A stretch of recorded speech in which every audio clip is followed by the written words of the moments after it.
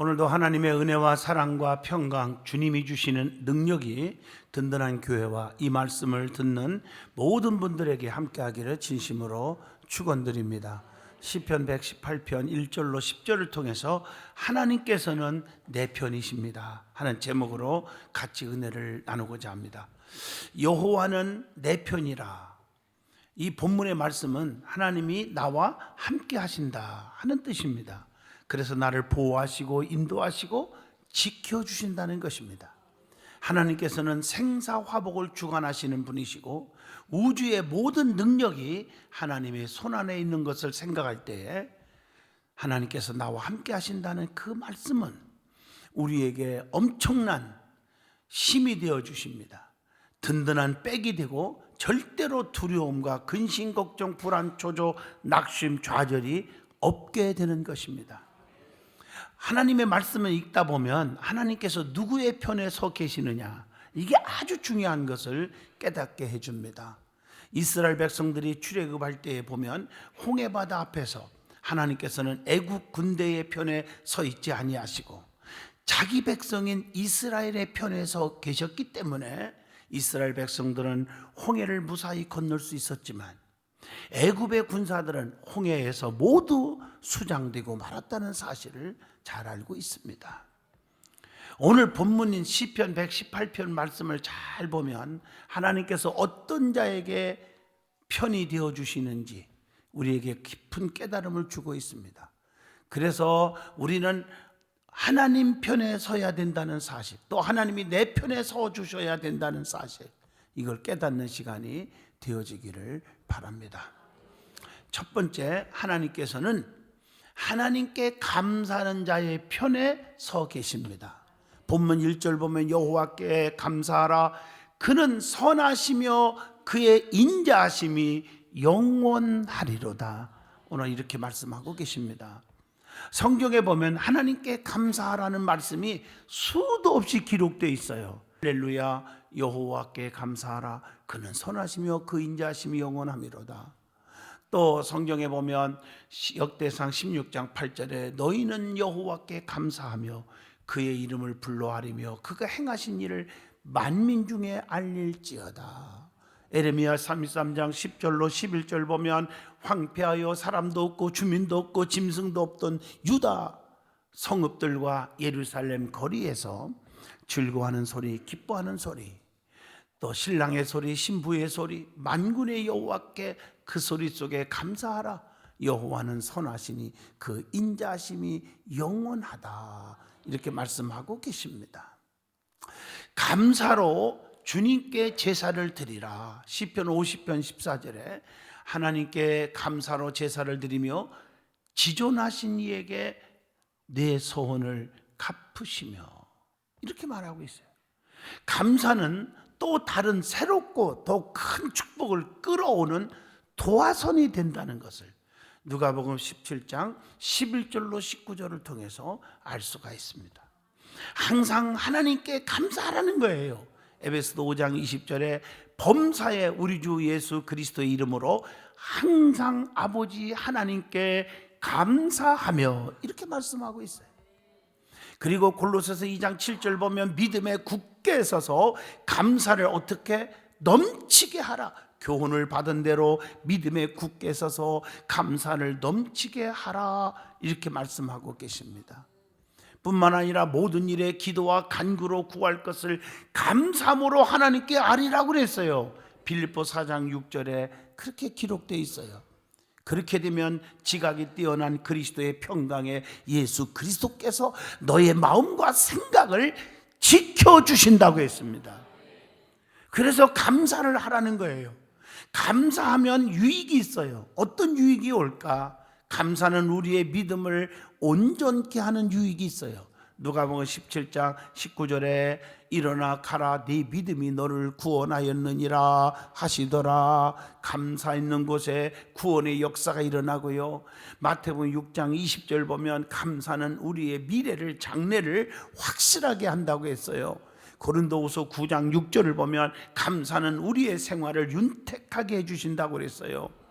그래서 이 불평 원망은 마귀들이 춤을 추는 일이지만 감사는 성령께서 기뻐하고 성령께서 기적을 베푸는 역사를 이룬다는 것입니다. 죽은 나사로 앞에서 예수님께서 하나님 어찌하여 나의 친구라고 했는데 이자가 죽어서 장세 지내게 만들었습니까? 조금만 참아주시지요. 그런 구절을 찾아볼 수가 없어요.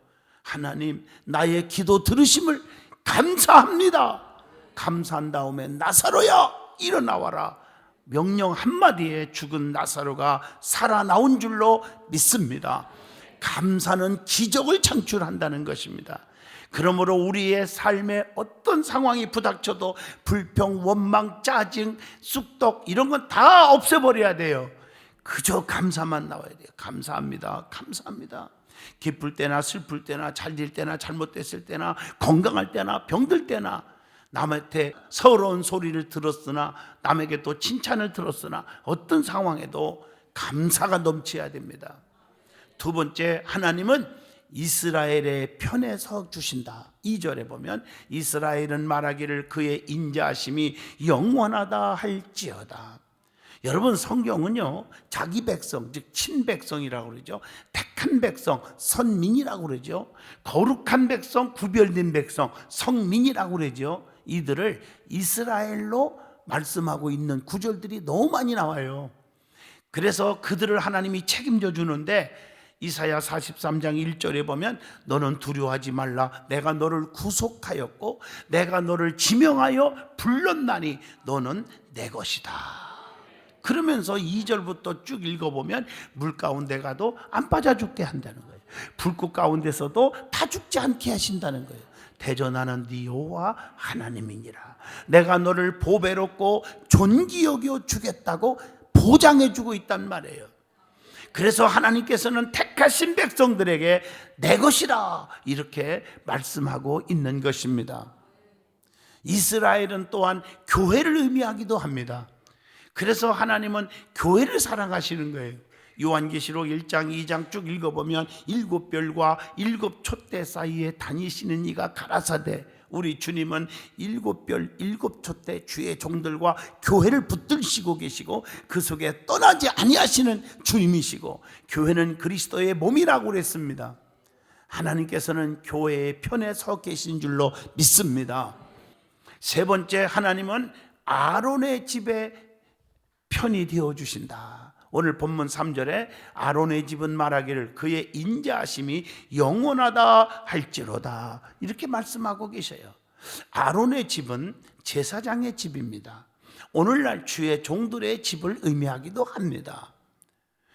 그래서 민수기 16장 17장을 잘 보시면요 고라당과 다른 지파들이 모세와 아론을 대항하여 반역을 일으키고 그 대들 때 하나님께서는 모세와 아론의 편이 되어 주셔서 고라당을 다 진멸시켰다고 민수기 16장 31절에서 33절에 기록되어 있습니다.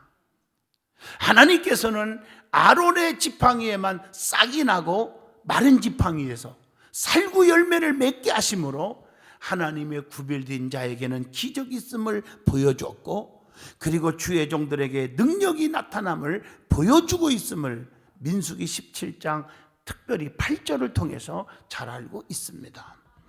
하나님께서는 아론의 집의 편에 서신 것처럼 오늘날 하나님께서는 주의 종들의 편에 서 계심을 성경은 가르쳐 줍니다. 여호수아 1장 5절에 보면 네 평생에 너를 능히 당할 자 없으리니 내가 모세와 함께 있던 것 같이 너와 함께 있을 것임이라. 내가 너를 떠나지 아니하며 버리지 아니하리라. 얼마나 아름다워요. 모세의 후계자 여호수아를 주의 종으로 세웠을 때 주님이 보장해 준 말씀이에요. 네가 어디를 가든지 무엇을 하든지 형통케 하리라. 그러니까 모세에게 부탁합니다. 세상을 두려워하지 말으라는 거예요. 강하고 담대하라. 자로나 오르나 주추지 말라. 하나님 말씀대로 지켜 행하라. 이렇게 가르쳐주고 있지 않았습니까? 에레미야 1장 7절 봐도 여호와께서 내게 이르시되 너는 아이라 말하지 말고 내가 너를 누구에게 보내든지 너는 가며 내가 네게 무엇을 명령하든지 너는 말할지니라 이렇게 말씀하고 있어요. 성경에 보면 엘리사 얘기가 나오죠. 엘리사는 머리가 다 빠졌어요. 원래부터 빠졌는지 살다가 속 썩어서 빠졌는지 나는 모르겠어요. 그런데 아이들이 그것도 한 명이 그러는 게 아니라 여러 명이 몰려와가지고 대머리 배머리 대머리 하고 놀려버렸어요. 주의 종을 향해서. 엘리사가 너무 속상해서 참다가 그냥 참아야 되는데 저주를 해버렸어요. 그랬더니 숯불에서 암곰 둘이 나와서 그 손가락질하고 대머리라고 주의 종을 놀려댔던 42명을 다 찢어서 죽였어요. 열왕기하 2장 23절로 25절입니다. 민수기 12장 10절로 11절을 보시면요, 미리암이 모세의 누이예요.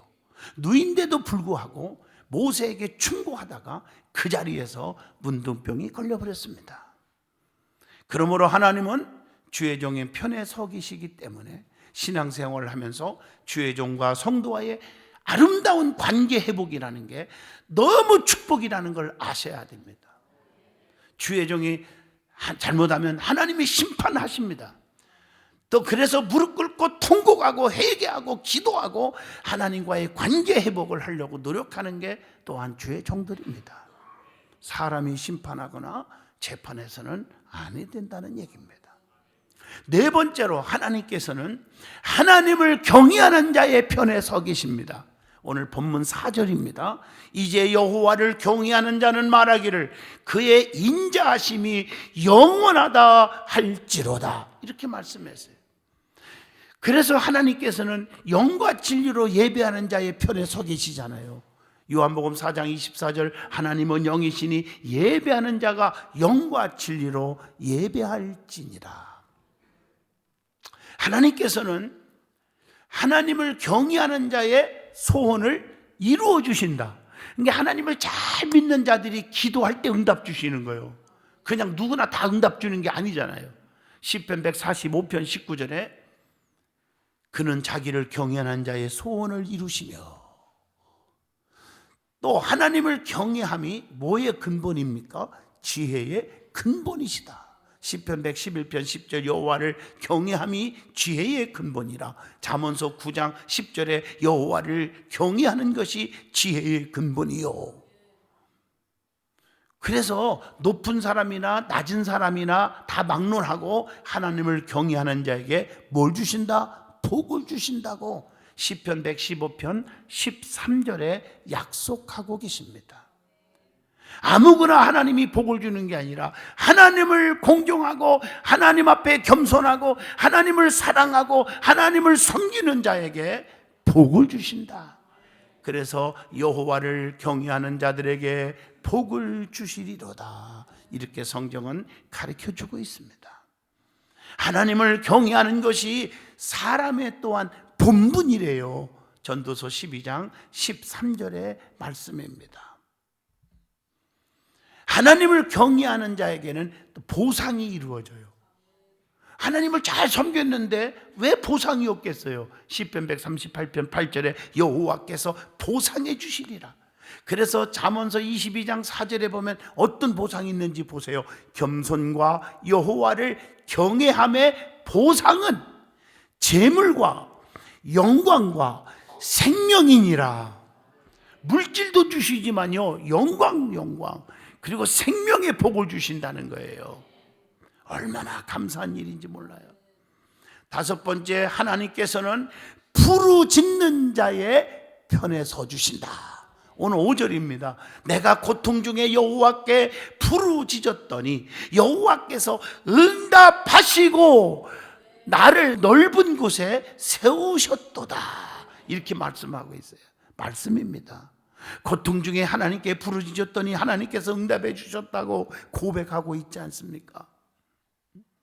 하나님께서는 우리의 피난처가 되셔서 환난 중에도 큰 도움이 되시리라. 시편 46편 1절에 말씀하고 계십니다. 환난 중에 하나님께 부르짖으면 하나님께서는 그 소리를 반드시 들으신다고 시편 18편 6절에 내가 환난 중에서 여호와께 아뢰며 나의 하나님께 부르짖었더니 그가 그의 성전에서 교회에서 내 소리를 들으시며 그의 앞에서 나의 부르짖음이 그의 귀에 들렸도다 라고 말씀하고 계십니다. 환난 중에 하나님께 부르짖으면 고통에서 구원하시고 흑암과 사망의 그늘에서 인도하시고 매임에서 벗어나게 하실 것이다. 시편 107편 13절로 14절에 말씀하고 계십니다. 그러면 언제 기도해야 합니까? 오늘 많은 사람들이 질문을 하죠. 언제 기도해야 돼요? 성경에 기도하는 그 시간이 많이 나와요. 시편 5편 3절 보면 여호와여 아침에 주께서 나의 소리를 들으시리니 아침에 내가 주께 기도하고 바라니이다. 아침에 기도하는 거예요.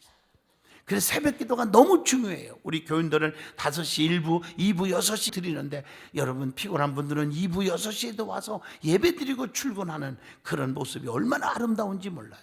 요즘에 1부보다 2부가 더 좀 능가하고 있어. 숫자가요. 다 오고 싶어서 와요. 또 시편 119편 55절에 여호와여 내가 밤에 주의 이름을 기억하고 주의 법을 지켰나이다. 밤에 기도하세요. 아침에 못 오면 저녁마다 와서 기도하세요. 그리고 중요한 것은요, 정해놓고 기도하는 게 중요해요. 자기의 그 환경 따라서 왔다 갔다 하지 말고 시간을 딱 정해놓고 아무리 바빠도 그 시간에 기도하리라. 그래 하루에 3번씩 정해놓고 기도하는 다니엘을 아시잖아요. 다니엘서 6장 10절 말씀 보면 사자굴 속에 들어갈 줄 알면서도 끊임없이 하루에 3번씩 예루살렘 성전을 향하여 기도했잖아요. 그것 때문에 핍박이 왔어요. 사자굴 속에 집어던졌어요. 그런데 하나님께서 사자 입을 봉해버렸어요. 하나님이 건져주신 줄로 믿습니다. 또한 기도할 때 중대한 제목이 있으면 밤새도록 기도하세요. 누가복음 6장 12절 우리 예수님이 산으로 가서 밤이 새도록 하나님께 기도했다 이렇게 나와요. 예수님이 하루 종일 기도하는 것도 있어요. 시편 86편 3절 주여 내게 은혜를 베푸소서 내가 종일 주께 부르짖나이다. 멋있잖아요. 그리고 기도는 멈추면 안 돼요. 쉬지 말고 기도하라고 데살로니가전서 5장 17절에. 그래서 끊임없이 기도해야 합니다. 끊임을. 그리고 무시로 성령 안에서 기도하고 구해야 돼요. 이기적이지 말고 성령 안에서. 에베소 6장 18절 모든 기도와 간구를 하되 항상 성령 안에서 기도하고 이를 위하여 깨어 구하기를 항상 힘쓰며 그랬어요. 하나님께서는 기도하는 자를 절대로 버리지 아니하십니다. 기도하는 자의 편에 서기시고 아무리 죽을 죄를 졌어도 기도하는 자를 하나님 버리지 않아요. 시편 6편 6절 보세요. 침상을 적시며 회개 기도하는 다윗 죽을 죄를 졌어도 절대로 안 버렸어요. 왕중왕으로 쓰어 주셨습니다. 하나님께서는 사울은 버렸어요. 기도 안 하니까. 그런데 더 못된 짓을 했어도 다윗은 침상을 적시고 기도하니까 하나님이 써주신 줄로 믿습니다. 말라기 1장 2절 보면 하나님은 에서를 미워하고 야곱을 사랑했다고 그랬어요. 이해가 안 되는 것 같지만 여러분 보세요. 에서가 기도한 적이 없어요. 하나님의 축복을 우습게 여긴 거지요. 장자권을 우습게 여기고 밭주 한 그릇을 세상에 돈 주고 팔아먹는 그런 자였잖아요. 그러나 야곱을 보세요. 허벅지가 반절이 어긋날 정도로 기도하는 기도의 사람이었음을 창세기 32장 25절에 기록되어 있는 줄로 믿습니다. 기도하는 자의 편에 하나님은 서 계신 줄로 믿습니다. 다니엘서 6장 23절 봐도 다니엘은 하나님께 기도했잖아요. 그때 하나님이 몸 하나 다치지 않도록 지켜주신 것을 잘 알지 않습니까? 한나도 보세요. 사무엘상 1장 19절로 20절에 실로의 성전에서 소원 기도함으로 사무엘을 낳았잖아요. 얼마나 행복했을까?